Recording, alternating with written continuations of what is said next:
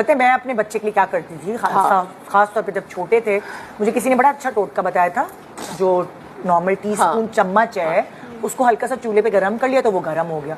उसके बाद अदरक को लेके आधा किया, उसको कचोके लगाया और उसके अंदर से ना रस टपका लिया। हमने भी रस टपका के वो आ गया टीस्पून पे, जो कि ऑलरेडी गरम था। उसके अंदर जरा सी काली मिर्च, जरा सा शहद मिलाया और वो बिल्कुल जो छोटा बच्चा इन्फेंट उसको हमने पिला दिया। तो उससे वो खांसता था, 3 वॉमिट में सारी निकल जाती थी बाहर। जो मैं रेशा जमा हुआ होता था सीने में और जो जिसकी वजह से वो दूध नहीं पी रहा होता था गए हर वक्त, वो ये 2 से 3 दफा पिलाने में बाहर साफ। तो वो जो बैठ के आप इंतजार कर रहे होते हैं ना कि अच्छा जी अब असर होगा, अब असर उससे बच्चे की सेहत भी गिरती है।